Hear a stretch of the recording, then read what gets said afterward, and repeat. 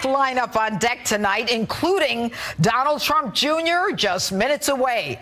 But before he makes his closing argument, I want you to hear my opening statement.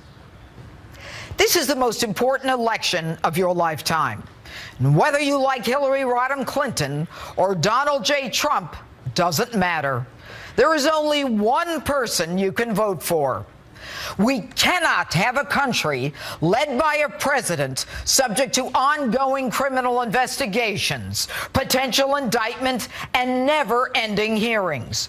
We cannot have a president under that level of scrutiny that inevitably leads to even more questions and more investigations. And irrespective of what happens to her, whether she's indicted or even guilty, it doesn't matter.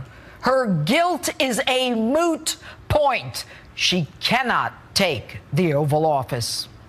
Now, in any other business, when the head of a corporation is plagued by scandal, that person steps down and is replaced because the board knows a business cannot succeed without respect and authority. How do you think the world is going to look at the United States when a woman under federal criminal investigation, who's lied repeatedly to the American people, is elected? Do you think they'll take her at her word? How many countries already own her through the Clinton Family Charitable Foundation, which was used to raise a minimum of $100 million just for her husband, Bill? How many countries like Morocco own her because they gave $12 million for 5 minutes with Bill? Just think. We can have our own world joke, like Bunga Bunga Prime Minister Berlusconi under constant investigation while in office and then sentenced to prison. Why, when just this week we are faced with threats of a cyber attack on Election Day, not to mention the constant threat of another terror attack on U.S. soil, when Obamacare premiums in some states are higher than mortgages? Would we put someone in the job who is distracted and not focused, not to mention a little woozy? We need a commander-in-chief focused on daily briefings, not one who, along with her staff, is worried about her and her spouse's investigation and what leverage can be used to shut that investigation down, worried about what vulnerabilities they have or whether they are being blackmailed or extorted. The only winners there are the blackmailers and the president. We are the pawns in a case like that. You and I are the ones who would pay the price. Now, I don't know how old you are, but I personally can't take another chapter of Clinton scandals. The Rose Law Firm, Cattle Futures, Travelgate, Monica Gate, the McDougalls, a husband and a wife, both of whom would rather go to jail than testify against the Clintons, and people dying of all kinds of things along the way. Impeachment. And folks, I haven't even gotten to the 21st century. The woman has a propensity to lie about anything and to forget virtually everything. It's hogwash that 20% of our uranium is sold to the Russians, thanks to the Clintons. Our Department of Justice has already been corrupted by Bill Clinton, and now brazenly, the target of that criminal investigation, Hillary, announces that she'll keep Loretta Lynch as her AG should she become president. And if you are tired of this cesspool of corruptibles and visits from the ghosts of the Clintons' past, then you simply don't have a choice. She is a woman guilty of bad judgment over and over. What makes you think her judgment is going to get better, or that she's going to work for you, or even think about you with the sword of justice at her throat? Guilty or not guilty, she is a woman who is neither capable nor worthy of leading our great nation. And if you think it's time we hire a person for the Oval Office who is proud of America, who believes in law and order, who believes that our vets take priority over illegal immigrants, that open borders present a danger to us, that it's time to make fair trade deals, who sees us as a sovereign nation, who is proud of us and our American history, who will work on making us rich instead of herself or her family, then it's time to vote for the person who believes in the Constitution, the only one who will bring change, who is willing to roll up his sleeves, who will put in the time, has both the energy and the clarity, the one who doesn't give a darn about political correctness, the one who knows how to create jobs, and yes, the one who wants to make America great again.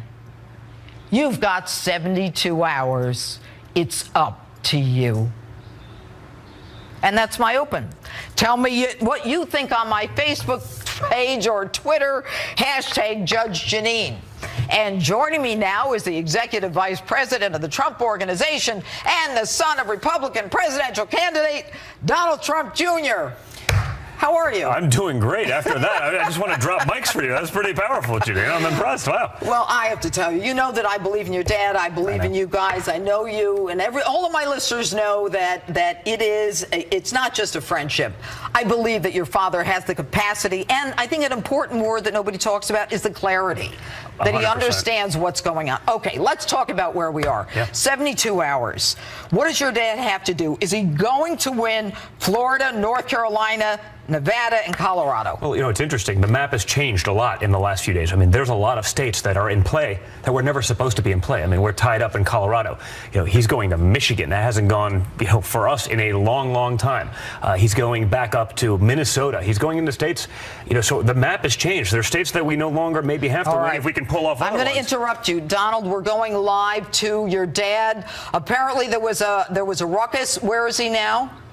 He's in Reno, Nevada. There was a ruckus. Did they rush him off the stage? Secret Service just rushed him off the stage. But he's back in pure Donald form. Let's listen.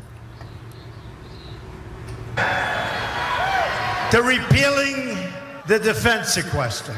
Right now, it doesn't sound that exciting, but it's very important because we're going to rebuild our badly depleted military.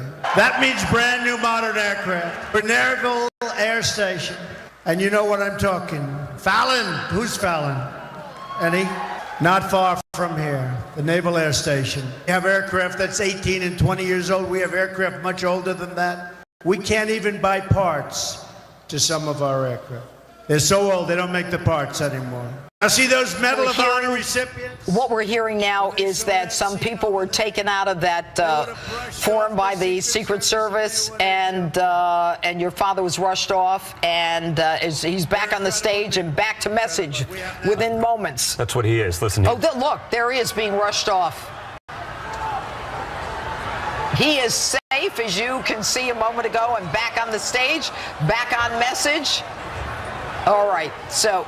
All right, your reaction to that, Donald? Well, listen, you know, it's interesting. You see it. That's the tolerant left, right?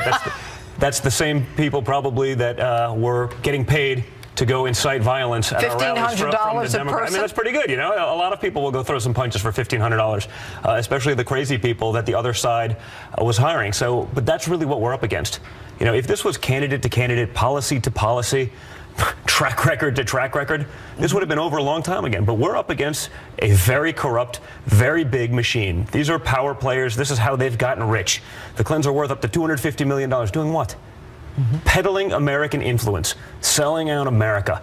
That's what got them there. They haven't created a job. They never built anything. They didn't do any of those things. But that's what we're up against. And so if it was a fair fight, it would have been over a long time ago. But it's not a fair fight. And I think the American people are starting to see that. We always knew. But now we're seeing it in the emails. You're seeing it in the O'Keefe tapes. You're seeing it day after day after. I mean, it never ends. It's like you're watching a movie about a banana republic, but it's actually happening here in America. And I think the American people are sick of it. You know, and honestly, that's a bipartisan problem. Both sides and the elite have done this and gotten us in this mess. And you know what? Your father saw it in the primary, and he was able to bust through it. Yeah. But I think that the thing that's so disappointing is that when we actually see it in the emails, like the Democrats saying, what are we going to do? POTUS, President of the United States, said he didn't know anything about a private server. What are we going to do when he was already emailing with her? I mean, this is frightening stuff. Are you disappointed? I'm actually, listen, it's hard not to be, all right? I'm an American. I'm a patriot. I believe in what they're doing. And we are literally running up against the most corrupt candidate in the history of the presidency. Okay, there's no, I can't even name, I can't come close to that. There isn't. There's scandal after scandal. You listed them, and you're right. That wasn't even the 21st century. Yeah, we didn't even get to 2000. and prior. You know, and so what are we saying to not only other politicians, but our children? Are we saying that kind of behavior is okay in government? You know, when the elites in Wall Street, when the elites on both sides of the political spectrum, when the media elites, when they're all up against you, guess what? You're probably doing something right.